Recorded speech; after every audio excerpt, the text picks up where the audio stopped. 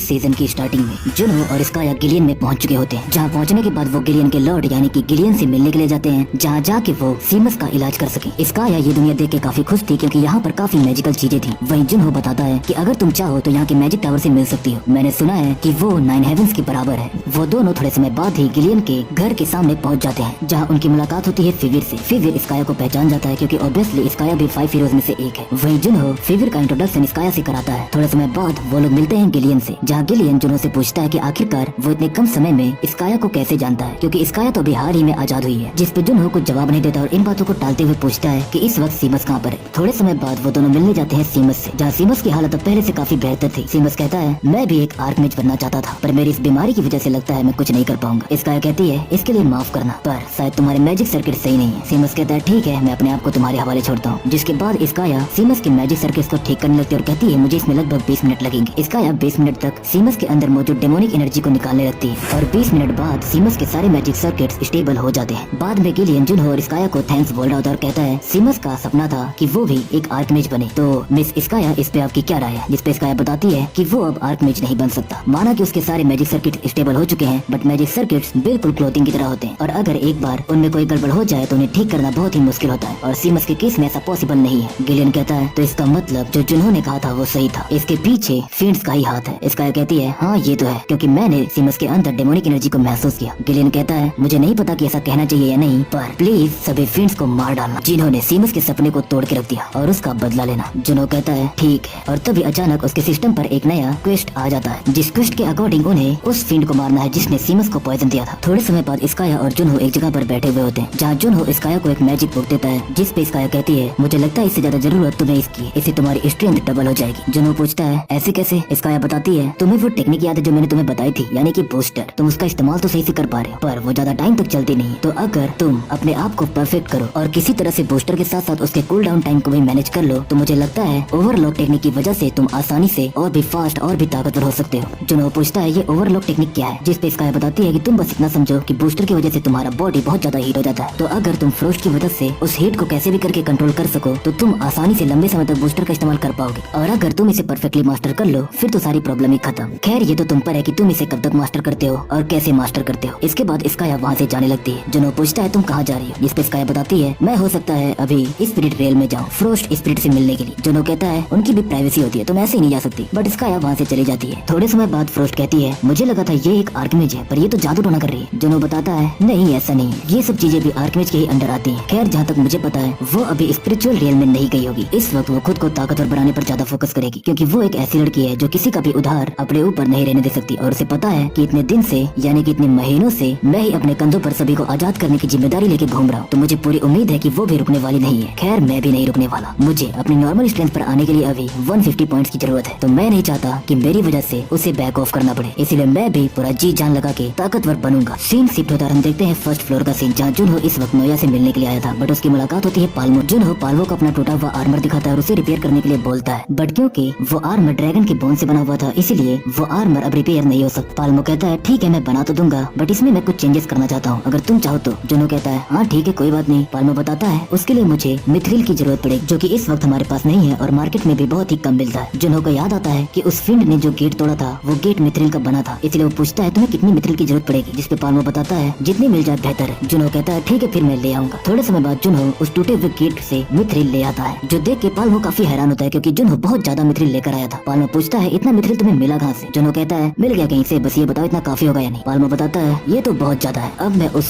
Armour को और भी ज्यादा बेहतर बना सकता हूँ, क्योंकि पहले मेरा प्लान था उस आर्मर को ड्रैगन के बोन से बनाने का और उसके जॉइंट्स को मिथ्रिल से बनाने का, बट अब जब मेरे पास इतना सारा मिथ्रिल है तो मैं ड्रैगन बोन और मिथ्रिल दोनों को सेम अमाउंट में मिक्स करके एक अच्छा सा आर्मर बना सकता हूँ, जो कि पहले वाले से काफी ज्यादा ड्यूरेबल और फ्लेक्सिबल होगा। तभी वहाँ पर नोया आ जाता है और कहता है अब तुम मेरे पोते से ये सब बनवा रहे हो, क्या हुआ मेरे हाथ बूढ़े हो गए तो तुमने मुझे छोड़ दिया। जुनहो कहता है नहीं ऐसी बात नहीं है, तुम्हारी उम्र हो चुकी है तो मैंने सोचा कि तुम काम नहीं कर पाओगे। तभी नोया की नजर मिथ्रिल पर पड़ती है, जहाँ वो कहता है काफी समय हो गया इसको देखे हुए, वैसे अगर तुम इसे बनाने वाले हो तो जल्दी बनाओ पाल्मो। खैर जुनहो ये बताओ मैंने न्यूज में सुना कि स्काया भी अब आजाद हो चुकी है, तो वो हमें मिलने के लिए क्यों नहीं है। जुनहो बताता है वो अभी खुद की ताकत बढ़ा रही है और वो सेकंड फ्लोर पर गई है, शायद इसी वजह से वो नहीं आ पाई, क्योंकि वो जल्द से जल्द सभी दोस्तों को बाहर निकालना चाहती है। नोया कहता है ठीक है फिर जब उसे समय मिले तो उसे जरूर बताना कि हमसे भी एक बार मिल ले। सीन शिफ्ट होता है, हम देखते हैं जुनहो को उस मैजिक बुक की प्रैक्टिस करते हुए, जहाँ वो अपने मैजिक सर्किट को रेनफोर्समेंट कर रहा था। थोड़े समय बाद उसके पास बाद से काफी ऑरा रिलीज होने लगता है। जुनहो कहता है ठीक है अब समय आ चुका है ओवरलॉक को इस्तेमाल करने का। जुनहो एक बॉल को दूर फेंकता है और अपने बूस्टर को एक्टिव करते हुए उसकी स्पीड चेक करने के लिए उस बॉल को पकड़ने के लिए आगे बढ़ता है। जुनहो ने जितना एक्सपेक्ट किया था उसकी स्पीड उससे भी ज्यादा बढ़ चुकी थी, जिसकी वजह से वो उस बॉल को काफी इजीली पकड़ पाता है। जुनहो बूस्टर का इस्तेमाल कर चुका था और अब बारी थी फ्रोस्ट एनर्जी की, ताकि वो अपने बूस्टर को कूल डाउन कर सके। जुनहो जब बूस्टर को कूल डाउन करने की कोशिश करता है उससे बहुत ज्यादा दर्द होता है। वो गुस्से में एक पंच दीवार पे मारता है, जिसकी वजह से दीवार भी टूटने लगती है। थोड़े समय बाद जुनहो समझ जाता है कि उसे चीजों को कैसे मास्टर करनी है, क्योंकि वो अभी तक फ्रोस्ट की 10% एनर्जी का इस्तेमाल कर रहा था, बट इसकी वजह से उतना इफेक्ट दिख नहीं रहता, इसलिए वो 15% एनर्जी का इस्तेमाल करने की कोशिश करता है। फ्रोस्ट कहती है फ्रोस्ट एनर्जी ऐसी कोई एनर्जी नहीं है जिसे तुम अपने हिसाब से बढ़ा या कम कर सकते हो, क्योंकि अगर तुम 5% तक बढ़ाने की कोशिश कर रहे हो तो हो सकता है कि तुम्हारा हार्ट एक्सप्लोड कर जाए। जुनहो कहता है ठीक है फिर मैं 1% से बढ़ाता हूँ, ऐसे करके मुझे पता चल जाएगा कि कूल डाउन के वक्त मुझे उसका कितना इस्तेमाल करना है। तो अब मैं प्रैक्टिस करता हूँ, तब तक तुम जाओ एडिटिंग का काम कर लो। फ्रोस्ट वहाँ से चली जाती है और जुनहो ओवरलॉक की प्रैक्टिस करता रहता है, जहाँ वो अपने माइंड को बैलेंस करने की कोशिश कर रहा था। 5 दिन बाद फ्रोस्ट पूरी एडिटिंग कंप्लीट कर लेती है, जहाँ जुनहो अभी भी ट्रेनिंग कर ही रहा था। फ्रोस्ट जुनहो को चेक करने के लिए जाती है, पर जब वो देखती है तो वो काफी हैरान हो जाती है, क्योंकि जुनहो वहाँ पर बेहोश पड़ा था। जुनहो को जब होश आता है तो फ्रोस्ट पूछती है कहीं तुम ट्रेनिंग की वजह से तो बेहोश नहीं हो गए? जुनहो कहता है लगता है मुझे अभी भी इस पे काफी काम करना होगा। फ्रोस्ट कहती है क्योंकि तुम इतना मेहनत कर रहे हो तो मेरे पास तुम्हारे लिए 2 गुड न्यूज है। पहली कि वीडियो एडिटिंग का काम हो चुका है। जुनहो पूछता है इस वाले में तो काफी टाइम लग गया, खैर ये बताओ दूसरी गुड न्यूज क्या है? फ्रोस्ट कहती है दूसरी गुड न्यूज ये है कि मैंने तुम्हारे सारे प्लेयर पॉइंट्स खत्म कर दिए। ये सुन के जुनहो काफी हैरान होता है, क्योंकि उसने अब तक जितने प्लेयर पॉइंट्स अर्न किए थे वो सारे खत्म हो चुके थे और अब उन्हें दोबारा अर्न करना काफी मुश्किल होगा। वही फ्रोस्ट बताती है फिक्र मत करो, मैंने वो सारे प्लेयर पॉइंट्स वीडियो एडिटिंग में लगा दिए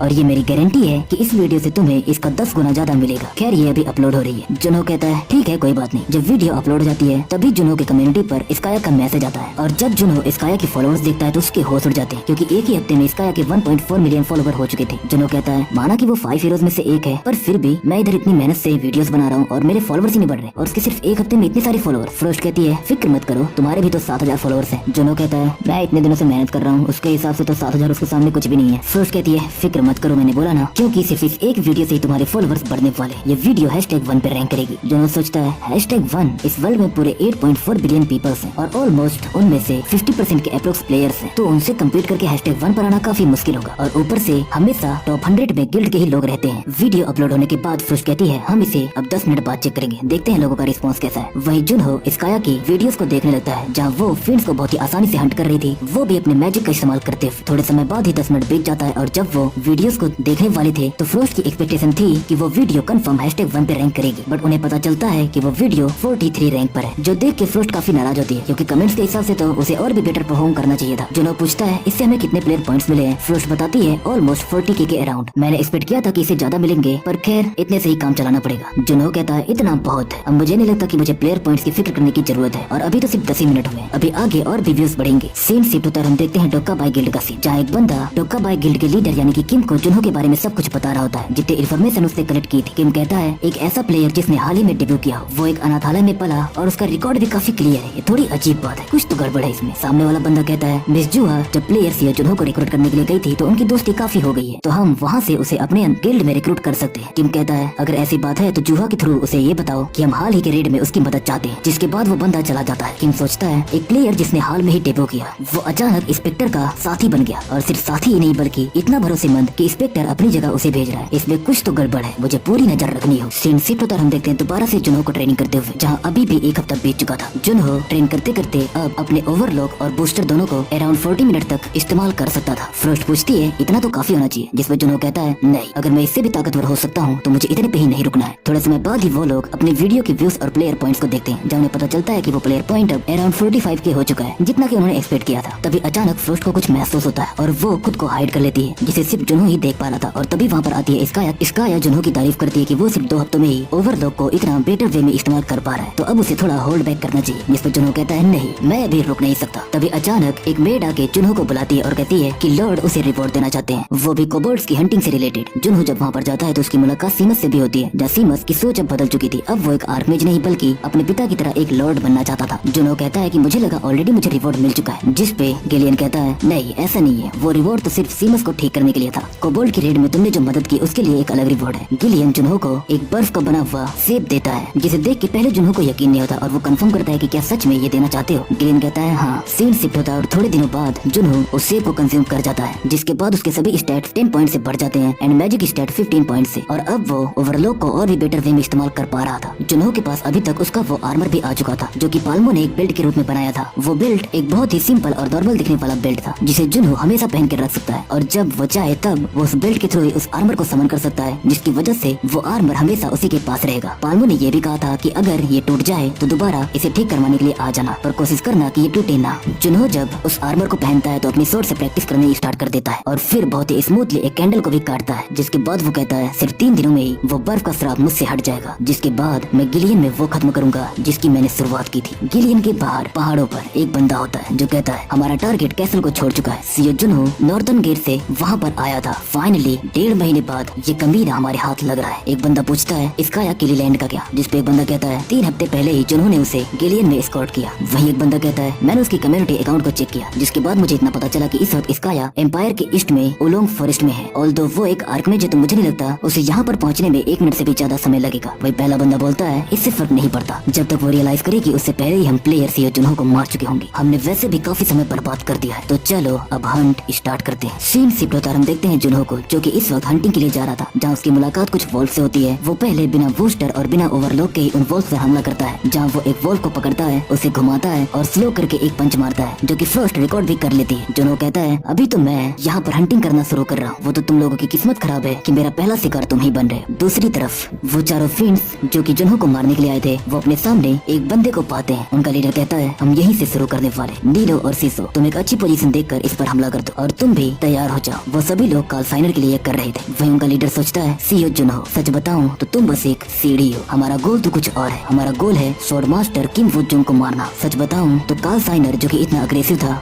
वो भी तुम्हें लकी मानता था, पर मैं इस बात की गारंटी देता हूँ कि इस बार कोई भी लक तुम्हारे काम नहीं आएगा। दूसरी तरफ जुनहो उन सभी वॉल्स को हंट कर चुका था, जहाँ उसके स्टैट्स भले ही नॉर्मल तो हो गए थे बट उसे पता नहीं क्यों पहले से ज्यादा ताकतवर महसूस हो रहा था। फ्रोस्ट कहती है कॉन्ट्रैक्टर क्या तुम डेमंस को हंट नहीं करोगे, बहुत मॉन्स्टर्स हंट कर लिए तुमने। जुनहो कहता है फ्रंटियर एक बहुत ही बड़ी जगह है पर मुझे नहीं लगता कि ऐसी जगह पर कोई डेमन होगा। इस वक्त शायद गिलियन में मैं मॉन्स्टर्स को ही हंट कर सकता हूँ। तभी फ्रोस्ट कहती है वो तुम्हें दूर एक घर दिख रहा है, हो सकता है उसके अंदर कोई डेमन हो। जुनहो कहता है नहीं ऐसा नहीं हो सकता, तुम फालतू में सोच रही हो, वहाँ पर कोई इंसान रहता है क्योंकि देखो यहाँ पर मॉन्स्टर्स के लिए ट्रैप भी बना के रखे गए हैं। तभी अचानक उन दोनों को ब्लड की स्मेल आती है। जुनहो जब जल्दी से जाके चेक करता है तो उसे पता चलता है कि वहाँ पर एक इंसान सिर्फ एक ही हमले में मरा हुआ था और ये वही इंसान था जिस पर वो चारों फिंड नजर रख रहे थे। जुनहो कन्फेशन ऑफ द डेड का इस्तेमाल करता है ताकि उसे पता चल सके कि आखिरकार हुआ क्या है। तभी अचानक उसके पीछे वही बंदा आ जाता है जो कि उन फिंड्स के साथ था, जो कहता है हे तुमने मेरे अंकल के साथ क्या किया, क्या तुम जवाब नहीं दोगे। जुनहो उसे देखता है और कहता है आखिर तुम मुझसे ये क्यों पूछ रहे हो जबकि 10 मिनट पहले तुमने ही इसे मारा है। वो बंदा काफी हैरान रह जाता है पर इससे पहले कि वो कुछ समझ पाता जुनहो अपने स्वॉर्ड उसके पेट के आर पार कर देता है। तभी अचानक बाकी के 3 फिंड्स भी सामने आ जाते हैं जुनहो पर हमला करने के लिए। वही उनका लीडर कहता है एक बैटल फील्ड बनाओ जिसमें हम लड़ सके। अचानक वहाँ का एनवायरनमेंट चेंज होने लगता है। जुनहो सोचता है तो ये है काल साइनर का सबसे भरोसेमंद राइट हैंड मैन। मैंने साइनर की मेमोरीज में इसे देखा था। डैम इट, आखिरकार यहाँ की ये बैटल फील्ड इतनी रेतीली कैसे बन गई। नीनो और सीसो ये दोनों जुनहो पर हमला करने के लिए आगे बढ़ते हैं, जहाँ जुनहो भी पूरी तरह से तैयार था। वो दोनों मिलकर जुनहो पर हमला किए जा रहे थे। जुनहो उन सभी हमले से बचे जा रहा था। रेतीला मैदान होने की वजह से जुनहो को थोड़ी प्रॉब्लम तो हो रही थी बट फिर भी वो इन सब चीजों से बच रहा था। थोड़े समय बाद ही नीनो और सीसो ये दोनों मिलकर जुनहो पर एक स्पीड में ही अटैक करते हैं, बट क्योंकि जुनहो जिसकी स्पीड अब काफी बढ़ चुकी थी वो उनकी स्पीड को ही काउंटर कर देता है और सीसो पर एक अटैक करते हुए उसे वहीं मार डालता है। नीनो को ये रियलाइज हो पाता कि आखिरकार अचानक सीसो वहाँ से गया कहाँ, तब तक सीसो मर चुका था। नीनो सीसो के पास पहुँचता है और सोचने लगता है इसकी स्पीड बहुत ज्यादा थी, बिल्कुल स्पीड ऑफ साउंड के बराबर, जिसके बाद वो जुनहो को धमकी देने लगता है कि वो उसे मार ही डालेगा, भले इसके लिए उसे खुद की जान की कुर्बानी देनी पड़े। जुनहो कहता है ये तो कुछ अजीब बात है, जब तुम किसी को मारते हो तो तुम्हें गिल्ट फील नहीं होता, ना ही कुछ महसूस होता है, पर अगर हम तुम्हारे साथियों में से किसी को मार दे तो तुम्हें गुस्सा आने लगता है, तुम्हारे अंदर इमोशनल फीलिंग्स आने लगती है। नीनो कहता है मुझसे माफी मांगो, तुम्हें मुझसे माफी मांगना पड़ेगा इस इंसान को मारने के लिए। तभी वहाँ पर उनका लीडर आता है और कहता है नहीं प्लेयर सीओ जुनहो, तुम माफी मत मांगो, तुम जहाँ पर हो वहीं पर रहो, तुम सही हो। वहाँ पर रहते हुए तुम मेरी नजरों में एक स्कम के अलावा कुछ भी नहीं हो। नीनो क्या लगता है कब तक तुम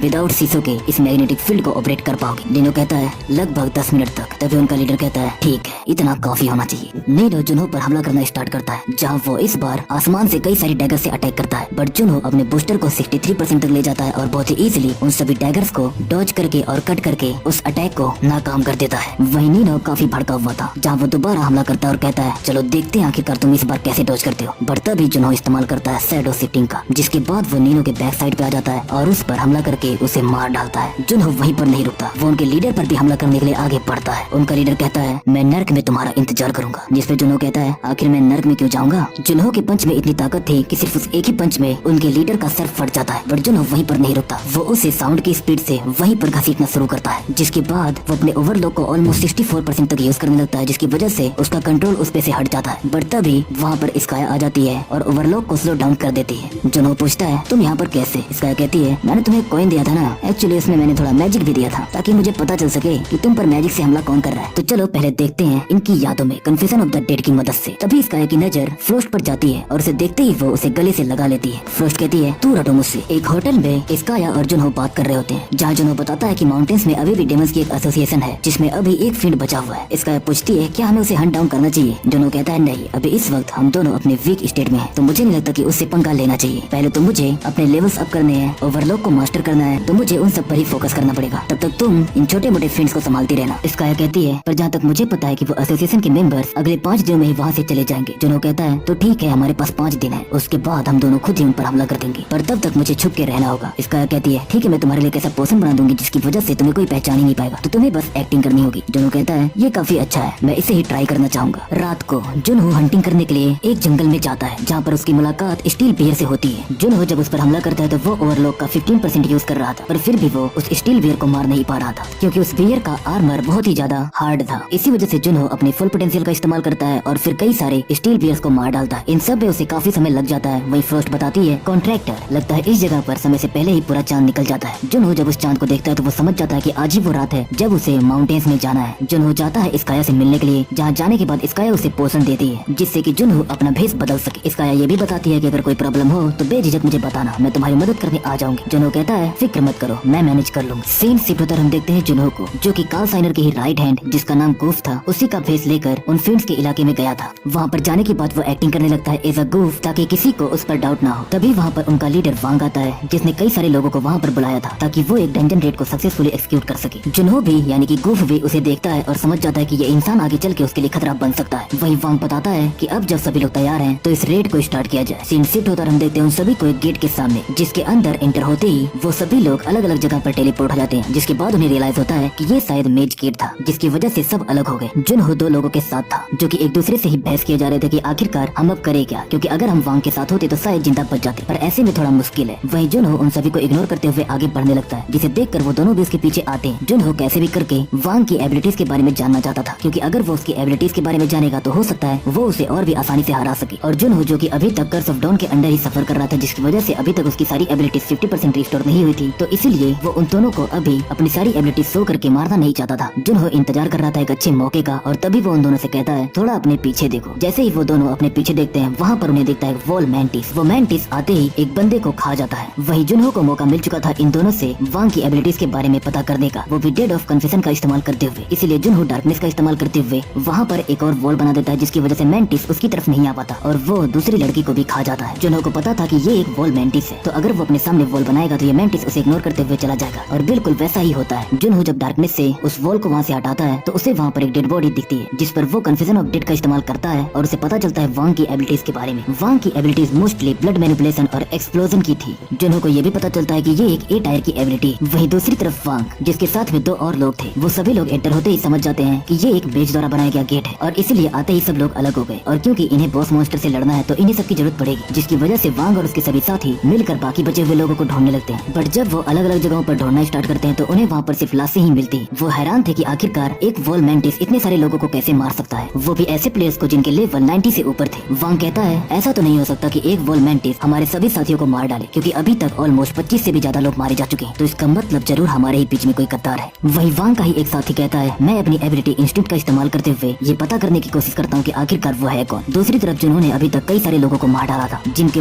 मरने के बाद उसने कन्फेशन ऑफ द डेड का इस्तेमाल करते हुए वांग की कई सारी एबिलिटीज के बारे में पता कर लिया था और भी नेसेसरी इन्फॉर्मेशन पा ली थी। तभी अचानक जुनहो पर कोई हमला कर देता है, और ये कोई और नहीं बल्कि वांग का ही साथी था। जुनहो पहले से ही सतर्क था, इसीलिए वो उसको गले से पकड़ लेता है और वहीं पर मार डालता है। जुनहो उसे मारने के बाद जब उसकी मेमोरीज में झांकता है तो उसे पता चलता है कि ये कुछ और नहीं बल्कि इल्यूजन था, जो कि उसी बंदे की एबिलिटी के द्वारा बनाया गया था। और तब उसे रियलाइज होता है कि शायद वो एक ट्रैप में फंस चुका है। और तभी हम वहाँ पर देखते हैं वांग को। वांग कहता है तो आखिरकार तुम ही वो गद्दार गूफ, आखिरकार तुमने ऐसा किया क्यों? जुनहो अचानक अपने सामने वांग को देख के काफी हैरान होता है, क्योंकि अभी वो बूस्टर और ओवरलॉक का सही से इस्तेमाल कर नहीं पा रहा था और उसकी सारी एबिलिटीज भी 50% रिड्यूस हो चुकी थी। गूफ यानी कि जुनहो कुछ रिस्पॉन्स नहीं देता है। वांग दोबारा पूछता है बट जुनहो कुछ नहीं बोलता, इसलिए वांग कहता है ठीक है, लगता है तुम ऐसे नहीं समझोगे। जिसके अगले ही मोमेंट वो जुनहो पर अटैक कर देता है। जुनहो इन सभी पंचेस को बहुत ही मुश्किल से ब्लॉक कर पा रहा था। वही वांग के दोनों बचे हुए साथी कहते हैं इसे हम संभालते हैं, बट वांग उन्हें रोक लेता है। वांग जुनहो पर हमले किए जा रहा था, वहीं जुनहो समझ जाता है कि अगर एक भी पंच अच्छे से लैंड किया तो शायद उसका खेल खत्म है। तभी वो अपनी डार्कनेस का इस्तेमाल करते हुए वहाँ की बैटलफील्ड ही बदल देता है। वांग कहता है गूफ, ये तो तुम्हारी एबिलिटी नहीं थी या तुम इसे छुपा के रख रहे थे। अब मैं समझा कि आखिरकार तुम कार्ल साइनर के राइट हैंड कैसे बनी। वांग दोबारा जुनहो पर अटैक करता है, बट जुनहो इस अटैक को फ्रोस्ट की मदद से ब्लॉक कर जाता है। वहीं वांग हैरान था कि जुनहो के पास यानी कि गूफ के पास 2 एबिलिटीज थी, इसलिए वो और भी ज्यादा ताकत से लड़ने लगता है। वहीं इन हमलों को देखते हुए जुनहो समझ जाता है अभी भी कर्ज के हटने में कुछ समय बाकी है, पर फिर भी वो होल्ड बैक नहीं करता और अपने बेल्ट के थ्रू अपने आर्मर को पहनता है और वांग पर पूरी ताकत से अटैक करता है। जुनहो जब ये अटैक करता है तो अचानक उसे मुंह की खानी पड़ती है, क्योंकि वांग उसे एक जोरदार पंच रखता है। इस पंच की वजह से जुनहो खुद को संभाल नहीं पाता और अचानक उसका सर घूमने लगता है। बट तभी उसके सिस्टम पर मैसेज आता है कर्स ऑफ डॉन हट चुका है, सारी एबिलिटीज दोबारा से रिस्टोर कर दी गई। ये मैसेज देखते ही जुनहो कहता है अब मेरी बारी। इसके अगले ही मोमेंट जुनहो भी वांग को एक जोरदार पंच रखता है और जैसे ही उन दोनों के पंच एक दूसरे पर लैंड करते हैं वहाँ पर एक एनर्जी शॉक वेव जनरेट होती है, जिसकी वजह से जुनहो भी काफी पीछे चला जाता है। वहीं वांग भी पीछे जाके गिरता है। वांग अपने दोनों साथियों से कहता है तुम दोनों जाओ यहाँ की बॉस मॉन्स्टर को हराओ, इसे मैं संभालता हूँ। इस वक्त उस बॉस मॉन्स्टर से ज्यादा खतरनाक ये गूफ है। वांग पूरी ताकत से गूफ यानी कि जुनहो पर हमला करने के लिए आगे बढ़ता है। वहीं जुनहो भी अपने बूस्टर का इस्तेमाल करता है और इतनी स्पीड से अटैक करता है कि वांग उसके मूव से प्रेडिक्ट नहीं कर पाता।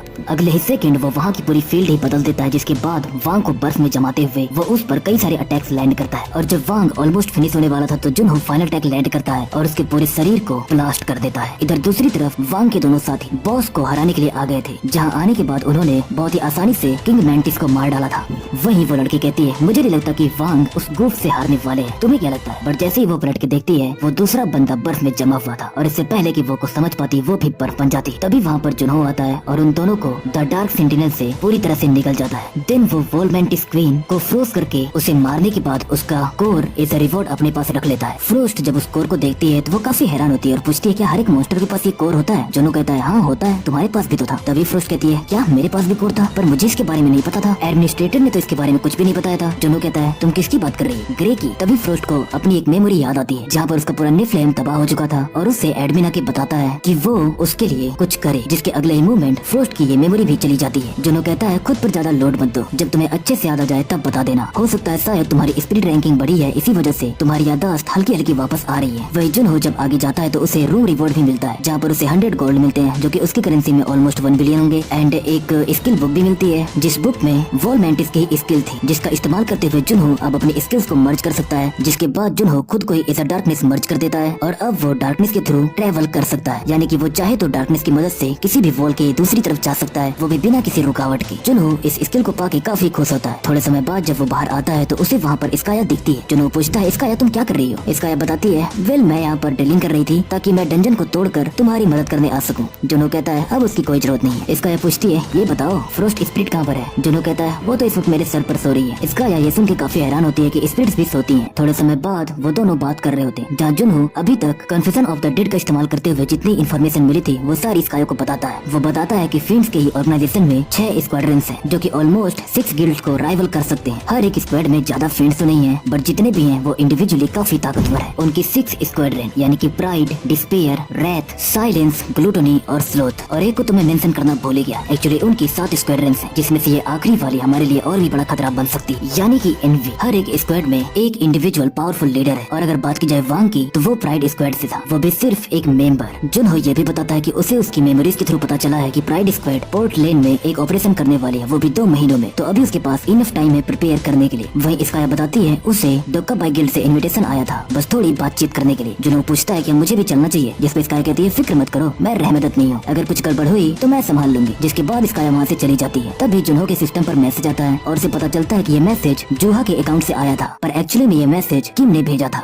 किम जुनहो को कहता है कि अगर जुनहो के पास टाइम हो तो वो उससे बात करना चाहता है। जुनहो ये देख के काफी हैरान होता है, क्योंकि 9 हेवंस में से एक यानी कि किम ने खुद ही जुनहो को ये रिक्वेस्ट भेजी थी। जुनहो पहले ये कंफर्म करता है कि क्या सच में ये किम ही है जिसके लिए वो आइडेंटिटी मांगता है। जिसके बाद किम अपनी फोटो भेजता है, वो भी नाइफ से एक दीवार पर अपना नाम लिख के, जिसके बाद जुनहो को कंफर्म हो जाता है। किम जुनहो से मिलने के लिए बोलता है और अपना एड्रेस उसे देता है, जिसके बाद जुनहो उससे मिलने के लिए पहुंच जाता है, वो भी एक बर्फीले इलाके में। जब वो दोनों एक दूसरे से मिलते हैं तो किम बताता है कि उसे मदद चाहिए एक मिशन में। किम बताता है कि ड्वार्फ अक्सर समय समय पर अपना इलाका बदला करते हैं और इस वक्त वो जिस इलाके में रह रहे हैं वहाँ की एनर्जी खत्म हो गई है, तो इसी वजह से वो दूसरे इलाके में जाने के बारे में सोच रहे हैं, जिसकी वजह से उन्होंने वहाँ पर डेवलपमेंट स्टार्ट कर दिया था। बट जैसे ही सब कुछ तैयार हुआ वहाँ पर एक आइस विच आई और उसने सब कुछ कब्जा कर लिया। जुनहो कहता है अगर तुम उसे नहीं हरा पाए तो मैं कैसे हराऊंगा? किम कहता है बात हराने की नहीं है, सच्चाई तो ये है कि उस आइस विच की फ्रीजिंग पावर की वजह से मैं उसके करीब नहीं जा पा रहा, पर तुम जा सकते हो। वहीं फ्रोस्ट कहती है, कॉन्ट्रैक्टर पहले ये कंफर्म करो कि आखिरकार सारा रिवॉर्ड कौन रखेगा, जिस पे किम कहता है सारा रिवॉर्ड तुम ही रखना। फ्रोस्ट कहती है, एक मिनट तुम मुझे देख सकते हो? किम कहता है, ऑब्वियसली मैंने स्पिरिट्स के बारे में काफी पढ़ा है और मैं जानता हूँ कि उन्हें कैसे देखना है, भले वो खुद को दिखाना चाहे या नहीं। दूसरी तरफ सिंसेप्टो तरफ देखते हैं उसी डंजन में जहाँ पर जिन्होंने वांग को और उसके बाकी साथियों को मारा था, वहाँ पर एक और फिंड आया था जो कि प्राइड स्क्वाड से लग रहा था। वो जब देखता है इतने सारे लोगों को मरा हुआ देखकर वो काफी भड़क जाता है, क्योंकि उसने कभी एक्सपेक्ट नहीं किया था कि आखिरकार पलक झपकते ही इतने सारे फिंड्स मारे कैसे के। पर उससे कुछ सबूत मिलते हैं, जिसके बाद सिंसेप्टो तरफ हम देखते हैं जुनो और किम डॉग्स के इलाके में जा रहे थे। जहाँ किम कहता है, कहीं मैं फास्ट तो नहीं चल रहा, तुम्हें प्रॉब्लम तो नहीं हो रही है? जुनो कहता है, फिक्र मत करो, तुम अपनी फुल स्पीड से चलो। जिसके अगले मोमेंट किम वहाँ से बिल्कुल लाइटनिंग की तरह गायब हो जाता है। जुनो भी अपने बूस्टर का 25% इस्तेमाल करता है और किम की स्पीड को ऑलमोस्ट मैच करने लगता है। थोड़े समय बाद वो लोग पहुँचते हैं डॉग्स के इलाके यानी कि हैमिल वैली में, जहाँ जाने के बाद उन्हें वहाँ पर कुछ बच्चे दिखते हैं। जुनो हैरान था वहाँ पर इतने सारे बच्चे देखकर, क्योंकि उसने जैसा एक्सपेक्ट किया था डॉग्स वहाँ पर वैसे नहीं थे। मोस्टली डॉग्स काफी एज के होते हैं, वो छोटे तो होते ही हैं बट साथ में उनकी दाढ़ी भी काफी बड़ी होती है। बट ये बस बच्चे थे, इसलिए वो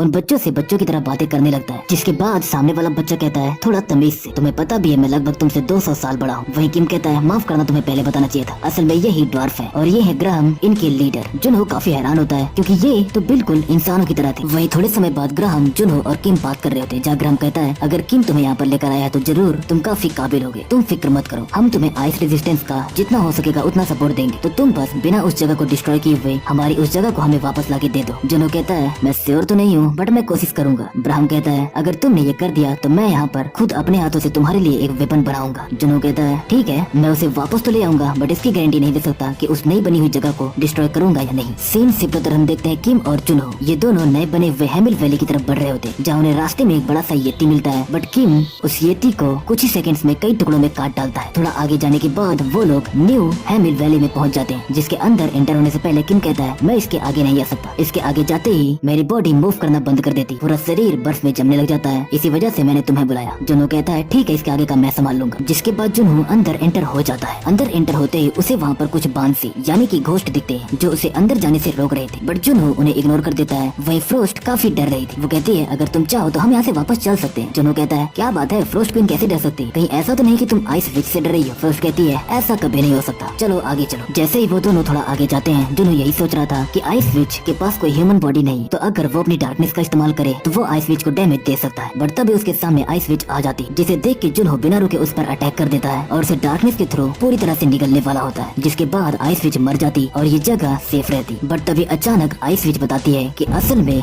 वो आइस विच नहीं है। जुनो ये सुन के काफी हैरान होता है। तभी वो आइस विच यानी कि घोस्ट बताने लगती है कि कुछ समय पहले जंगल के एक घर में मैं और मेरा परिवार रहा करते थे। एक दिन मेरे माता पिता काम से बाहर चले गए, जिसके बाद मैं और मेरे भाई और बहन बचे हुए थे। वो लोग काफी लेट आए, या तो फिर कहें कि वो आए ही नहीं। जब दरवाजे पर दस्तक हुई तब तक हम सभी सो रहे थे। हमने बहुत इंतजार किया पर हमारे मॉम एंड डैड नहीं आए, पर जैसे ही दस्तक हुई हमें हमारी मौत दिखी। ये सुनने के बाद जुनो समझ जाता है कि जिन बांसीस को वो घोस्ट समझ रहा था वो असल में इस लड़की के ही भाई बहन थे। वो घोस्ट यानी कि वो लड़की जुनो को आइस विच से लड़ने के लिए मना करती है, बट जुनो कहता है, अब तो मुझे उससे और भी ज्यादा लड़ना पड़ेगा, आखिरकार वो ऐसा कर कैसे सकती। जिसके बाद जुनो आइस विच से लड़ने के लिए आगे चला जाता है। दूसरी तरफ आइस विच वो अभी भी कई लोगों पर एक्सपेरिमेंट किए जा रही थी ताकि वो एक मरे हुए शरीर से एक अच्छा शरीर बना सके, जिसके पास दिल हो, दिमाग हो, एक इंसान की तरह। क्योंकि आइस विच फिर से एक इंसान बनना चाहती थी पर वो सिर्फ फेल हुए जा रही थी। तभी वहाँ पर जुनो आइस विच के कुछ सोल्जर्स यानी कि गोब्लिन्स को मारते हुए आता है, जिसकी वजह से वहाँ पर अर्थक्वेक आने लगता है। आइस विच काफी हैरान होती है क्योंकि पिछले 100 सालों में तो ऐसा बिल्कुल नहीं हुआ था। तभी वो अपने सामने जुनो को पाती है, जिसे देख के वो काफी हैरान होती है क्योंकि आखिरकार वो इतनी आसानी से अंदर एंटर कैसे हो गए। जुनो समझ चुका था कि आइस विच और उसके फिजिकल अटैक्स तो लैंड नहीं करने वाले, इसीलिए उसे कुछ और करना पड़ेगा। तभी वहाँ पर आइस विच अपने ढेर सारे सोल्जर्स को समन करती, जो कि और कुछ नहीं बल्कि डेड ज़ॉम्बीज़ की तरह थे। जुनो उन सब से लड़ने लगता है और उन्हीं में उलझ के रह जाता है। जिसके बाद आइस विच जुनो पर ऊपर से अटैक करने लगती है, ये कहते हुए कि आखिरकार हिम्मत कैसे हुई मेरे कैसल में ऐसे एंटर करने की। जुनो पर वो अटैक लैंड होने वाला था, बट तभी फ्रोस्ट सामने आ जाती है और इस अटैक को ब्लॉक करते हुए कहती है, तुम इसे एक हमला कहती हो, तुम्हें पता भी है तुम किस पर हमला कर रही हो? उस पर जिसने पूरी दुनिया को बर्फ में जमा दिया था। आइस विच ये देख के काफी हैरान होती है कि उसके अटैक को किसी ने डायरेक्ट ब्लॉक कर दिया था, इसीलिए वो थोड़ा घबरा जाती है और कहती है, कहीं ऐसा तो नहीं कि तुम्हें उन सब लोगों ने भेजा है, पर आखिरकार उनकी मेरे से दुश्मनी क्या है? मैंने तो कुछ किया भी नहीं। फ्रोस्ट और जुनो ये समझ नहीं पाते कि आखिरकार आइस विच कह क्या रही। वहीं जुनो बिना एक भी मोमेंट वेस्ट किए अचानक अपनी डार्कनेस का इस्तेमाल करता है और आइस विच पर अटैक करके उसे मार डालता है। आइस विच के मरते ही हमें पता चलता है कि आइस विच ने जितने सारे लोगों की सोल को कैद किया था वो सारी आजाद हो चुकी है। जाने से पहले जुनो आइस विच की मेमोरीज को चेक करता है कन्फेशन ऑफ द डेड का इस्तेमाल करते हुए, क्योंकि क्योंकि उसने भी सुना था आइस विच ने कहा था कहीं तुम वो लोग तो नहीं हो। और ये बात जुनहो के दिमाग में बैठ गई थी। जब जुनहो आइस विच की इन मेमोरीज को देखता है तो उसे वहाँ पर एक बंदा दिखता है जो कि काफी मिस्टीरियस था। वो बहुत ही आसानी से आइस विच के कैसल में एंटर हो जाता है, जिसे आइस विच रोकने की कोशिश करती है और उस पर हमला करती है, बट उस बंदे पर कोई भी इफेक्ट नहीं होता। जब आइस विच पूछती है कि आखिर तुम हो कौन, तब वो बंदा कहता है मैं हूँ गॉड। ये सुनते ही जुनहो के होश उड़ जाते हैं और तभी वो उन यादों से बाहर आता है और फ्रोस्ट को सब बताता है। वो बताता है कि लगभग 11 साल पहले एक बहुत ही अजीब इंसान था जिसके ऊपर हर कोई हंसा करता था, क्योंकि वो बातें ही ऐसे करता था। वो ऐसी बातें करता था जिन पर कोई यकीन नहीं करता, पर वो इंसान बहुत ही खतरनाक था। वो एक फिंड था। जिन जिन लोगों ने उसके सपने का और उसकी बातों का मजाक बनाया था, उस फिंड ने उन सब को ढूंढा और एक एक करके सबको मार डाला। वो लोगों को मारता गया जब तक लाशों का एक पहाड़ ना बना दिया, और फिर उसने पूरी दुनिया में ये ऐलान किया कि वो है फिंड गॉड। उसने लोगों के लिए एक बेंच मार्क सेट किया, ताकत का एक नया मुकाम, और वही बना 9 हेवेंस में से पहला हेवन। जब उस फिंड ने ऐलान किया कि वो है फिंड गॉड, तो लोगों के अंदर एक डर का माहौल आ गया, क्योंकि फर्स्ट फ्लोर और सेकंड फ्लोर दोनों पर फिंड्स अब बहुत ज्यादा बढ़ रहे थे। और तभी बाकी के हेवेंस की एंट्री हुई, जिन्होंने खुद को साबित किया फिंड गॉड के बराबर, जैसे कि lightning lord, second god of the heavens, डोक्का बाई गिल्ड से यक्षा, और साइलेंट मून गिल्ड से स्वॉर्ड सेंट, और भी बाकी के हेवन। और फिर 5 साल पहले फिंड गॉड रिबन के कैपिटल में एंटर हुआ, वो भी अपने एक साथी वेलेंसिया के ट्रेन के साथ। जब फिंड गॉड वहाँ पर आया तो उसके सामने बाकी के हेवेंस और सभी गिल्ड के मेंबर्स खड़े थे। वेलेंसिया फिंड गॉड से कहती है कि क्या इसमें मेरी मदद की जरूरत पड़ेगी। फिंड गॉड कहता है नहीं, इसके बारे में तो सोचना भी मत। जिस पे वेलेंसिया कहती है ठीक है, जब सब कुछ क्लियर हो जाएगा तो मैं बाद में सफाई का काम करूंगी, फिलहाल के लिए यहाँ पर खून की नदियाँ बहा दो। एक हेवन कहता है आखिर तुम यहाँ पर क्यों आए, हम तुम्हारा यहाँ पर स्वागत बिल्कुल नहीं करने वाले। फिंड गॉड कहता है मैंने सुना है कि तुम लोग हेवेंस नाम का कोई ग्रुप बना रहे हो, और मैं ये साबित करने आया हूँ कि मैं एक गॉड हूँ। आखिरकार अभी तक यहाँ पर कई सारे गॉड्स अलाइव हैं, तो चलो आज के बाद सिर्फ एक ही बचेगा, और वो कोई और नहीं बल्कि मैं हूँ। ये सुनते ही किम अपने स्वॉर्ड से फिंड गॉड पर अटैक करता है। एक एक करके सभी हेवेंस फिंड गॉड पर हमला करने लगते हैं। वही वेलेंसिया बाकी लोगों से लड़ने लगती। फिंड गॉड बहुत ही इजीली उन सब पर भारी पड़ रहा था, बट जैसे ही वो लोग अपनी कंबाइन पावर से फिंड गॉड पर अटैक करते हैं, फिंड गॉड हल्का सा बैक डाउन करने लगता है। अगर उसकी ताकत हल्की सी भी ज्यादा होती तो वो आसानी से उन सभी हेवेंस को डिफीट कर देता, but end of the day वो उन सभी हेवेंस की कंबाइन पावर के सामने टिक नहीं पाता और काफी जख्मी हो जाता है, जिसके बाद वेलेंसिया उसे वहाँ से बचा ले जाती है। और तब से अब तक फिंड गॉड के बारे में कोई भी खबर नहीं आई। जुनहो जब ये सब बातें फ्रोस्ट को बताता है तो फ्रोस्ट काफी हैरान होती है और कहती है अगर हेवेंस की कंबाइन पावर भी फिंड गॉड के सामने नहीं टिक पाई तो आखिरकार उसका सामना करेगा कौन। जुनहो कहता है मुझे नहीं पता, फिलहाल तो पिछले 5 सालों में फिंड गॉड ने कुछ भी नहीं किया, जिसकी वजह से किसी को भी उसके बारे में कोई अंदाजा नहीं, पर इतना तो कंफर्म है कि वो पूरी तरह से हील हो चुका होगा। तो आखिरकार वो इंतजार किस बात का कर रहा है। खैर छोड़ो, हम अब इस डंजन से यानी कि इस कैसल से बाहर चलते हैं। जुनहो जब बाहर आता है तो उसे रिवॉर्ड के रूप में एक हर्ट मिला था, जिसे कंज्यूम करने के बाद उसके सभी स्टैट 15 पॉइंट से प्लस हो जाते। बाहर ही उसे किम भी दिखता है, जिसे देखकर जुनहो सोचने लगता है कि फिंड गॉड ने कहा था बहुत ही अच्छा गया तुम सब, जब तक ये 9 हेवेंस का खेल खेल सकते हो खेल लो, पर याद रखना जब मैं दोबारा वापस आऊंगा तो मुझे दोबारा यही मजा चाहिए। मैं तुम सबको 6 साल देता हूँ, अगर दम है तो तब तक इतने ताकतवर होकर दिखाओ जिसके बाद तुम मुझे रोक सको। किम जुनहो को देखता है और उसे थैंक्स बोलता है उसकी मदद करने के लिए, पर जुनहो कहता है इसमें कोई बड़ी बात नहीं थी, एक तरह से मैंने ही तुम्हारी मदद नहीं तुमने भी मेरी मदद की है। तभी अचानक जुनहो के सिस्टम पर अनाउंसमेंट का एक मैसेज आता है, जहाँ से पता चलता है कि एडमिनिस्ट्रेटर का स्टोर जल्दी ही ओपन होने वाला है। किम कहता है अगर तुम्हारे पास अच्छे खासे प्लेयर पॉइंट्स हो तो तुम आसानी से वहाँ से कोई भी चीज खरीद सकते हो जो कि तुम्हारे काफी काम आएगी। जुनहो बताता है उसके पास तो सिर्फ 8000 ही प्लेयर पॉइंट्स है। किम कहता है इसके लिए तुम्हें कम से कम 20,000 प्लेयर पॉइंट्स की तो जरूरत पड़ेगी, ये मिनिमम रिक्वायरमेंट है। किम वहाँ से जाने लगता है और कहता है अगर तुम चाहो तो प्लेयर पॉइंट्स कम्युनिटी फोरम से भी अर्न कर सकते हो, तो जब ओपन करना हो मुझे बता देना। अगले ही मोमेंट किम वहाँ से बिल्कुल लाइटनिंग की तरह गायब हो जाता है। सीन शिफ्ट होता हम देखते हैं जुनहो को ब्राह्म के सामने, जहाँ जुनहो ने कई सारे वेपन्स को बनाने की रिक्वेस्ट की थी, क्योंकि ब्राह्म ने ये बिल्कुल नहीं कहा था कि वो सिर्फ एक ही वेपन बनाएगा। ब्राह्म कहता है किम के ही स्वॉर्ड को बनाने में हमें इतनी मेहनत लग गई थी कि हमारी वाट लग गई थी, पर अब इतने सारे वेपन्स बनाने ही पड़ेंगे, क्या ही कर सकते हैं, आखिरकार हमने वादा जो किया है। जुनहो कई सारे वेपन्स की इमेजेस यानी कि स्केचेस को दिखाता है और कहता है मुझे ऐसे वेपन्स चाहिए। ब्राह्म उन सभी वेपन्स को बनाने में लग जाता है और अपने भी कई सारे ड्रॉप्स को लगा देता है। वही जुनहो के पास काफी टाइम था तो वो कम्युनिटी फोरम को चेक करने की कोशिश करता है, जिसे सिर्फ ओपन करने के लिए 5000 प्लेयर पॉइंट्स की जरूरत लगती है। फ्रोस्ट जुनहो को रोकती है और कहती है इतने सारे पॉइंट्स सिर्फ ओपन करने के लिए, पर जुनहो कहता है कोई बात नहीं हम इन्हें अर्न कर लेंगे। जब जुनहो कम्युनिटी फोरम को ओपन करता है तो उसे वहाँ पर और भी कई सारे अननोन और रैंडम प्लेयर दिखते हैं, जिनसे उसकी मैच मेकिंग स्टार्ट हो जाती है। और तब जुनहो को पता चलता है कि ये बिल्कुल अरेना की तरह है, जहाँ पर सामने वाला प्लेयर कुछ प्लेयर पॉइंट्स दाव पर लगाएगा और तुम भी प्लेयर पॉइंट्स दाव पर लगाओगे और जो जीतेगा वो सारा ले जाएगा। जुनहो की जब मैच मेकिंग होती है तो सामने वाला बंदा काफी एक्साइटेड था, क्योंकि जुनहो ने ऑलमोस्ट अपने सारे प्लेयर पॉइंट्स दाव पर लगा दिए थे। सामने वाला बंदा एक्साइटेड इसलिए था क्योंकि जुनहो ने अभी तक ना ही कोई मैच खेला और ना ही वो एक बार जीता है और ना ही हारा है। ये बिल्कुल न्यूबी है और इसने इतने सारे प्लेयर पॉइंट्स लगा दी, इसलिए सामने वाला समझ जाता है कि आज तो उसकी प्लेयर पॉइंट्स की काफी कमाई होने वाली। बट जैसे ही वो अटैक करता है जुनहो उसे एक ही पंच में डिफीट कर देता है और सारे प्लेयर पॉइंट्स जीत जाता है। एक एक करके जुनहो कई सारे लोगों को हराता चला जाता है और जब वो लगभग 23 से 25 लोगों को हरा देता है तब उसके पास पास काफी प्लेयर पॉइंट्स हो जाते हैं। वहीं कम्युनिटी टैब पर ही हारे हुए सभी लोग एडमिनिस्ट्रेटर को ईमेल करने लगते हैं कि शायद जुनहो ही कोई हैकर है, क्योंकि बिना हारे लगातार इतने सारे मैचेस जीतना, वो भी अपने से ज्यादा लेवल वाले प्लेयर के खिलाफ, ये काफी मुश्किल है। एंड इवन जुनहो ने तो 120 लेवल वाले प्लेयर को भी डिफीट कर दिया था, इसलिए सब लोग उसे हैकर समझ रहे थे। सेकंड फ्लोर की एडमिन यानी कि रेज को जब ये सारे मेल्स आते हैं तो वो बिना किसी परमिशन के ही जुनहो और फ्रोस्ट को अपने पास बुला लेती है, उन्हें एग्जामिन करने के लिए कि क्या सच में ये लीगली खेल रहे हैं। जब वो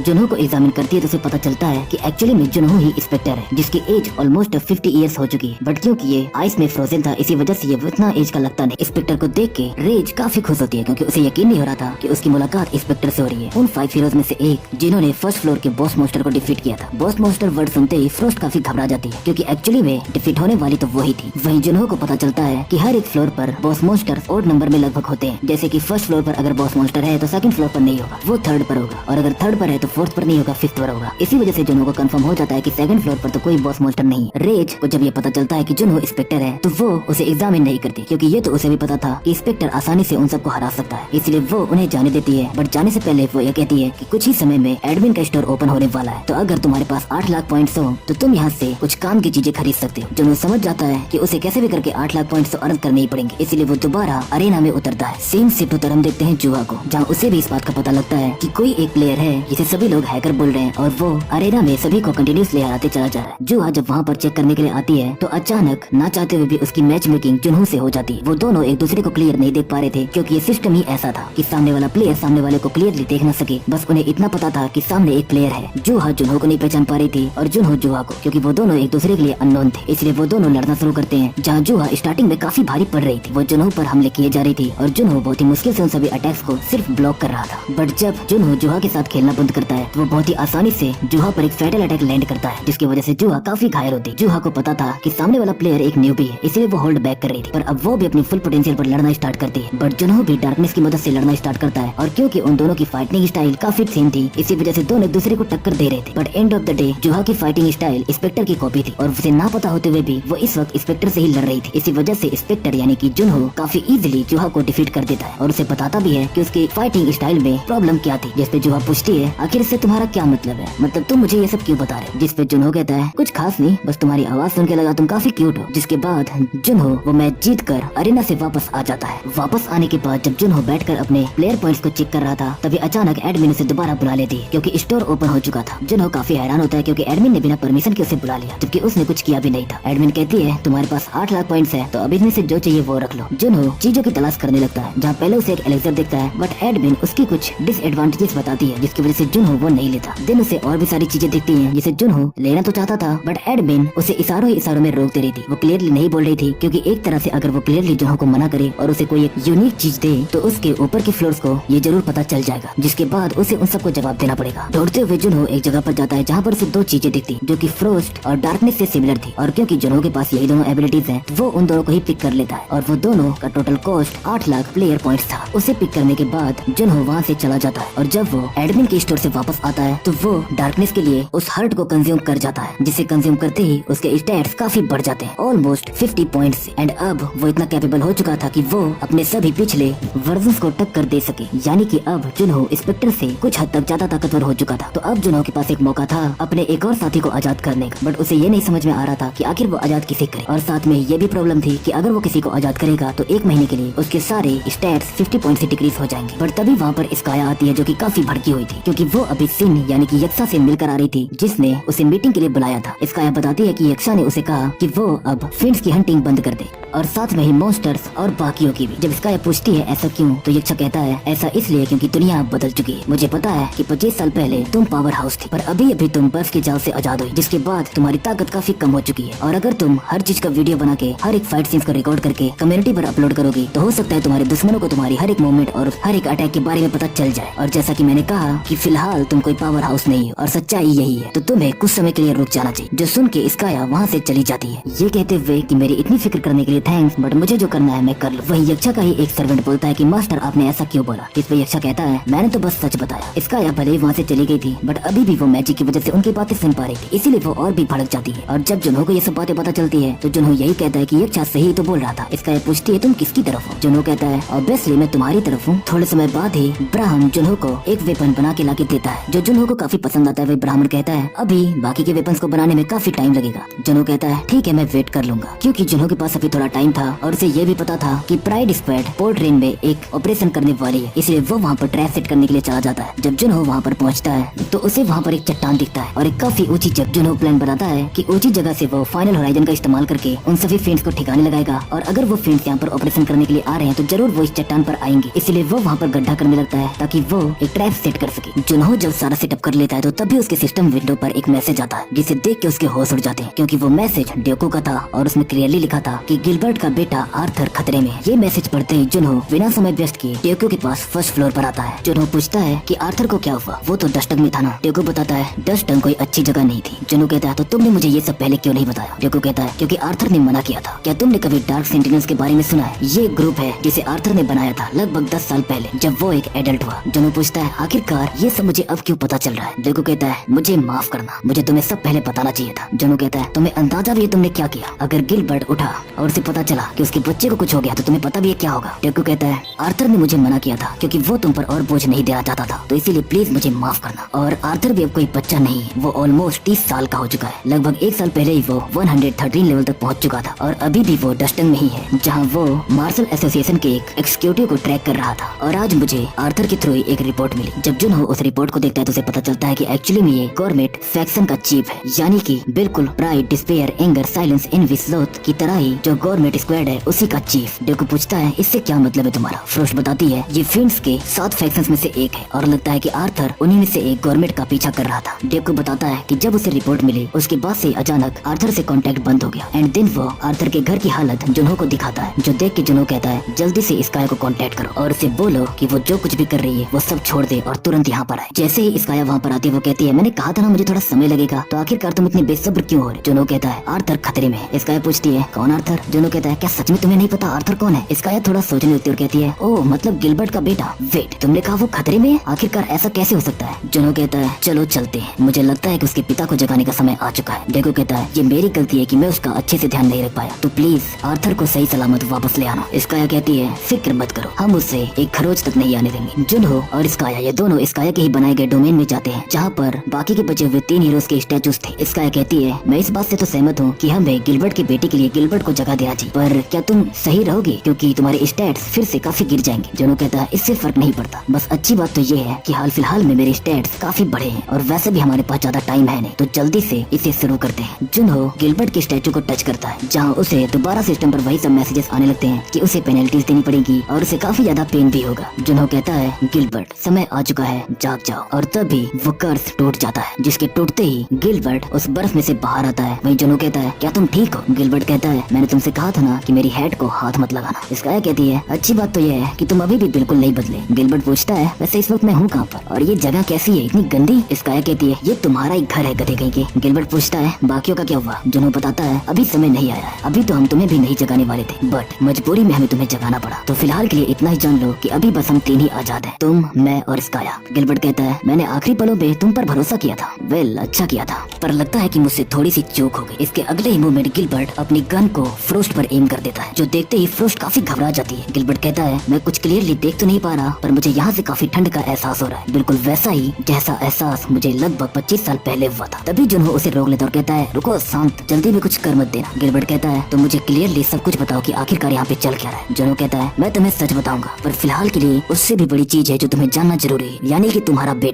बेटा कहीं गायब हो गया है। मेरी बात ध्यान से सुनो गिलबर्ट, जब हम बर्फ में कैद थे तब से 26 साल बीत चुके। आर्थर अब बड़ा हो चुका है और खुद ही सारे काम कर रहा है, वही जो हम किया करते थे। ये थोड़ा कंफ्यूजिंग तो है, पर वो कारण जिसकी वजह से हमने तुम्हें जगाया वो यही है। गिलबर्ट कहता है रास्ते से हटो, आगे का मैं संभालूंगा। जाने से पहले जुनहो स्काया से ब्रेसलेट को मांगता है, जो कि उसी ने स्काया को दिया था ताकि स्काया उस ब्रेसलेट पर मैजिक करके उसे और भी इनहेंस कर दे। स्काया कहती है वेट, क्या तुम सच में अभी उसका इस्तेमाल करने वाले हो? जुनहो कहता है फिलहाल परिस्थिति सही नहीं। गिलबर्ट और मैं ये दोनों इस वक्त कर्स ऑफ फ्रोस्ट के अंडर है, जिसकी वजह से हमारी पावर बहुत ही ज्यादा कम हो चुकी, तो मुझे नहीं लगता कि उस ब्रेसलेट को इस्तेमाल करने का इससे भी बेहतर टाइम हो सकता है। जुनहो उस ब्रेसलेट को पहनता है और रेडी हो जाता है। जाते हुए जुनहो बताता है, मेरी मुलाकात एक फिंड से हुई थी जो खुद को वांग बता रहा था। जब मैंने उसकी स्किल डिस्पेल को देखा तो मुझे लगा कि कर्स ऑफ फ्रोस्ट को हम खुद से ही लिफ्ट कर सकते हैं। गिलबर्ट पूछता है, कितने समय तक? स्काई कहती है, टाइम सब्जेक्टिव होता है जुनहो, मैंने ऑलरेडी डिस्पेल कास्ट कर दिया है तो फिक्र मत करो, बट तुम्हें अपने माना को इस ब्रेसलेट में हमेशा भेजना पड़ेगा जब तक ये कर्स हट ना जाए। जुनहो जब डिस्पेल का इस्तेमाल करता है तो अचानक उसके हाथों में बहुत ज्यादा दर्द होने लगता है और उसे पता चलता है कि कर्स ऑफ फ्रोस्ट डिस्पेल को रेजिस्ट कर रही है, जिसकी वजह से डिस्पेल की पावर काफी कम हो जा रही थी। थोड़े समय बाद ही उसे पता चलता है कि कर्स ऑफ फ्रोस्ट की ड्यूरेशन 30 मिनट कम हो चुकी है और इन्हीं सब में जुनहो का वो ब्रेसलेट भी ब्लास्ट हो जाता है। जुनहो काफी ज्यादा एग्जॉस्टेड था, जहाँ वो सोचता है इवन मिथ्रिल से बना हुआ ये ब्रेसलेट भी इतना ज्यादा कंडक्टिव नहीं था। जुनहो नोटिस करता है कि अभी भी वो ब्रेसलेट सही से काम कर रहा था। उसे पता था कि स्काया खुद बहुत मेहनत कर रही है। गिलबर्ट भी अपने बेटे को ढूंढने के लिए कुछ भी करेगा, तो वो उन सब पर बोझ नहीं बनना चाहता था, इसीलिए वो दोबारा डिस्पेल का इस्तेमाल करने लगता है, जिसकी वजह से उसे बहुत ज्यादा दर्द होता है। उसकी आंखें बंद होने लगती हैं, उसका पूरा शरीर हीट होने लगता है, बट तभी फ्रोस्ट उसकी मदद करने पहुंचती है। वही स्काई कहती है, जुनहो क्या तुम ठीक हो? इधर दूसरी तरफ जुनहो का हाथ बहुत ज्यादा डैमेज हो चुका था। जुनहो कहता है, मुझे माफ करना गिलबर्ट, पर मुझे नहीं लगता कि मैं इस वक्त तुम्हारी कर्स को हटा पाऊंगा। वही जुनहो के सिस्टम पर मैसेज आता है, ड्यूरेशन ऑफ कर्स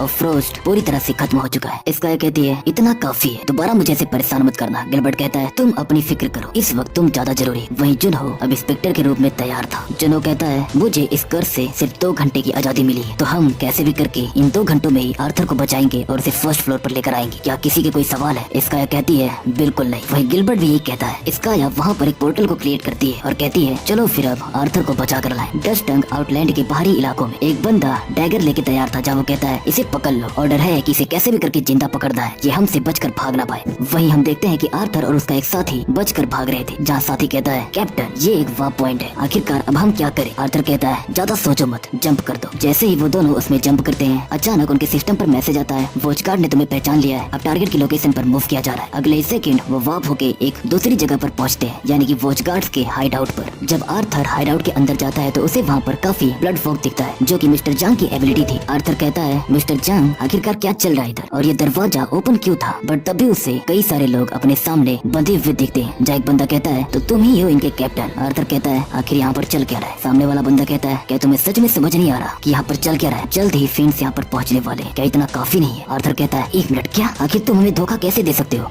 सामने वाला बंदा कहता है, तुम्हें धोखा कैसे दे सकता हूँ? कम ऑन, तुम्हें तो पहले ही पता है कि मिस्टर जांग पहले ही मर चुका है, लगभग साल भर पहले। वो तो बस मैंने उसकी एबिलिटीज को निगल लिया और तुम्हारे बीच रह रहा था, जिसके बाद मुझे तुम्हारे अस्तित्व के बारे में पता चला कि तुम हो आर्थर ग्रीन, गिलबर्टो ग्रीन का बेटा। दूसरी तरफ सेकंड फ्लोर पर अभी तक तीनों हीरोज पहुंच चुके थे, जिन्हें पहुंचता हुआ देखकर लोग बातें करने लगते हैं, ये तो स्काया है ना, और इसके साथ इंस्पेक्टर भी है। 1 मिनट, एक और इंसान है, कहीं ये ग्रे स्नाइपर तो नहीं है? सभी लोग भीड़ लगाने लगते हैं और बात करने लगते हैं कि इंस्पेक्टर और आर्किमिज ने मिलकर अपने एक और साथी को जगा दिया है और अब वो सेकंड फ्लोर पर आगे बढ़ रहे हैं। सीन शिफ्ट होकर हम देखते हैं दोबारा से आर्थर को, जहाँ खुद को जैंग बोलने वाला वो फील्ड कहता है, अतीत के 5 हीरोज में से बचे हुए आखिरी वंशज को आखिरकार मैंने ढूंढ लिया। मैंने उसे ढूंढ लिया जिसे ढूंढने के लिए हमारी फील्ड एसोसिएशन ने पूरा जी जान लगा दिया था। इधर आर्थर समझ जाता है कि अभी तक वो मरा नहीं है, इसका मतलब इनका ध्यान इस वक्त अंकल जुनहो पर है। सामने वाला फिंड कहता है, अगर तुम मेरी बात मानते हो और मेरे साथ चलते हो तो मैं तुम्हारे यहाँ पर बचे हुए कॉमरेड्स को छोड़ दूंगा, जिन्हें तुम परिवार मानते हो। और आखिरकार वो गवर्नमेंट के लोग आ क्यों नहीं रहे? अगर वो आ गए तो मैं अभी जो बोल रहा हूँ मैं वो नहीं कर पाऊंगा, मुझे सबको मारना ही होगा, तो अब निर्णय तुम पर है। आर्थर सोच में पड़ जाता है और उसे क्लियरली पता था कि कुछ भी हो जाए उसके साथियों को ये लोग छोड़ने वाले नहीं, इसीलिए वो अपनी गन से सामने वाले फिंड पर हमला कर देता है। सीन शिफ्ट होता है और हम देखते हैं गिलबर्ट, जुनहो और स्काया को, जहाँ वो इस वक्त आर्थर की लोकेशन ट्रैक कर रहे थे, वो भी गिलबर्ट के हाथों में बने हुए टैटू की मदद से। अभी वो लोग 800 मीटर की दूरी पर थे। जुनहो कहता है, इसके आगे हम टेलीपोर्टेशन का इस्तेमाल करते हुए नहीं जा सकते, क्योंकि अगर हम ऐसा करेंगे तो उन्हें मैजिकल वेव्स के थ्रू इसके बारे में पता चल जाएगा और फिर क्या होगा मुझे भी नहीं पता, तो हमें तोड़कर ही जाना पड़ेगा। गिलबर्ट कहता है, ठीक है। वही स्काई कहती है, अगर तुम्हें इसमें कोई प्रॉब्लम हो तो बताना, हम दोनों आगे मैनेज कर लेंगे। जिस पर गिलबर्ट कहता है, नहीं, और सोचने लगता है, मुझे पता है मेरे जागते ही मैं खुद को कुछ ज्यादा ही पुश कर रहा हूँ, पर मुझे ये करना ही होगा, क्योंकि हो सकता है मेरी हल्की सी देर की वजह से कुछ ऐसा हो जाए जो मैंने सोचा ना हो। दूसरी तरफ सीन शिफ्ट होता है और हम देखते हैं आर्थर अब उस फिंड के कब्जे में था, जहाँ वो फिंड कहता है, इसीलिए मुझे ये चूजे पसंद नहीं है, इन्हें पता ये कुछ कर नहीं सकते, फिर भी औकात से बड़े लोगों से पंगे लेते हैं। जब तक आर्थर उस फिंड से लड़ रहा था तब तक आर्थर के साथ आया हुआ उसका साथी यानी कि रिवर काफी समय से छुपा हुआ था, और जैसे ही उसे एक मौका मिलता है वो अपनी एबिलिटी हाउस टेलीपोर्ट के इस्तेमाल करते हुए वहाँ पर बंधे हुए सभी लोगों को टेलीपोर्ट कर देता है, सिर्फ आर्थर को छोड़कर, क्योंकि अगर वो आर्थर के पास जाता तो हो सकता था कि वो किसी को भी ना बचा पाता। जैसे ही वो सभी लोग टेलीपोर्ट होकर यहाँ पर आते हैं, उन्हें पता चलता है न्यूज के थ्रू कि इंस्पेक्टर और स्काया सेकंड फ्लोर पर आ चुके हैं, जो देख के उनके अंदर एक उम्मीद जाग जाती है, क्योंकि अगर इंस्पेक्टर और स्काया यहाँ पर आ चुके हैं तो जरूर फिंड्स डरेंगे और इसकी वजह से उन्हें और भी टाइम मिलेगा। तो अब बस वो यही उम्मीद कर रहे थे कि कैसे भी करके वो उनके कैप्टन यानी कि आर्थर को जान से ना मारे। इधर दूसरी तरफ वो फिंड और गवर्नमेंट के और भी मेंबर्स आर्थर को अपने साथ ले जा रहे थे, जहाँ वो फिंड कहता है तुम लोग पहले क्यों नहीं, हम पहले ही अपने प्लानिंग के अकॉर्डिंग काफी लेट है और इस वक्त तक इंस्पेक्टर भी यहाँ पर आ चुका है, थोड़ा समझदारी से और संभल कर चलना। वही हम देखते हैं कि रिवर एक पेड़ पर छुपा हुआ था, वो खुद को टेलीपोर्ट करके आया था अपने कैप्टन को बचाने के लिए, बट तभी एक फिंड की नजर उस पर चली जाती है और रिवर पकड़ा जाता है। उनका लीडर कहता है ये बस एक नॉर्मल सा चूहा है, इसे मार दो, इससे हमारा कोई फायदा नहीं। वो फिंड रिवर को मारने ही वाला होता है। वही रिवर सोच रहा था डैम इट, मैंने एक छोटी सी गलती कर दी और लापरवाही की, जिसकी वजह से अब मैं मरने वाला हूँ, वो भी इसलिए क्योंकि मैं कमजोर हूँ और इसी वजह से मैं अपने कैप्टन को नहीं बचा पाया। बट तभी अचानक जो फिंड रिवर को मारने वाला था उसका सर फट जाता है। बाकी सभी लोग काफी चौकन्ने हो जाते हैं क्योंकि उन्हें ये रियलाइज होता है कि जरूर दूर से कोई स्नाइपर उन पर एम लेके बैठा है। फिंड्स का वो जो लीडर था वो कहता है हे इंस्पेक्टर, क्या तुम इतनी जल्दी यहाँ पर आ गए? अगर तुमने एक भी और एरो फायर की और किसी को हल्की सी भी चोट पहुंचाई तो तुम्हारा ये नेफ्यू अगले ही सेकंड मेरे इन्हीं हाथों से मारा जाएगा, तो सोच समझ कर कुछ करना। तभी अचानक वहाँ पर बाकी के जो फिंड्स थे उनके पैर जमीन में धंसने लगते हैं और उन्हें एक आवाज सुनाई देती है, curtain of darkness death scythe. अगले ही सेकंड वो लोग अपने सामने पाते हैं इंस्पेक्टर को और इससे पहले कि वो कुछ समझ पाते इंस्पेक्टर पलक झपकते ही उनके सर को उड़ा देता है। उनका लीडर कहता है ये कितनी लाजवाब एबिलिटी है, मुझे कैसे भी करके इसे निकलना ही होगा, मुझे इस एबिलिटी को चखना है। दूसरी तरफ गिलबर्ट उसी पर एम करके बैठा हुआ था। गिलबर्ट कहता है अगर तुम किसी चीज को हैंडल नहीं कर सकते तो उसे निकलने की बात भी नहीं करनी चाहिए। और तभी वो एक बुलेट फायर करता है जो कि सीधे जाके उस फिंड के पेट के आर पार निकल जाती है। वही बचे हुए लोगों को जुनहो डार्कनेस की मदद से एक एक करके खत्म कर देता है और कहता है किसकी हिम्मत हुई मेरे नेफ्यू को बिना डर के टच करने की। वही स्काया पहुंच जाती है और आर्थर के हाथों को खोल देती। आर्थर कहता है इवन आप भी। स्काया कहती है तो तुम्हें मैं याद हूँ। आर्थर कहता है आप पूरे न्यूज पे छाई हुई हैं, तो ऑब्वियसली मुझे पता ही है, वैसे तो थैंक्स आप दोनों का मुझे बचाने के लिए। तभी आर्थर की नजर अपने सामने जाती है। वहीं दूसरी तरफ से गिलबर्ट उसी की तरफ आ रहा था। गिलबर्ट कहता है आर्थर कैसे हो? आर्थर जब गिलबर्ट को देखता है तो पहले वो कुछ रिएक्ट नहीं करता, बट अगले सेकंड जब उसे रियलाइज होता है तो वो दौड़ते हुए गिलबर्ट की तरफ बढ़ पड़ता है और रोने लगता है। और इसी के साथ ये एपिसोड खत्म होता है यहीं पर। सो अगर चैनल पर न्यू हो तो चैनल को सब्सक्राइब करके बेल नोटिफिकेशन ऑन कर लो ताकि अगली वीडियो की नोटिफिकेशन तुम तक पहुंचती रहे। एंड नेक्स्ट वीडियो इस सीरीज का लास्ट एपिसोड होने वाला है, तो अगर तुम्हारे कोई मानवा सजेशंस हैं जिन्हें मैं एक्सप्लेन कर सकूं और वो ऑलरेडी एक्सप्लेन ना हो तो मुझे कमेंट पे जरूर बताना। बाकी तो एक लाइक भी कर देना। एंड चलो मिलते हैं अगली वीडियो में। Till then bye bye.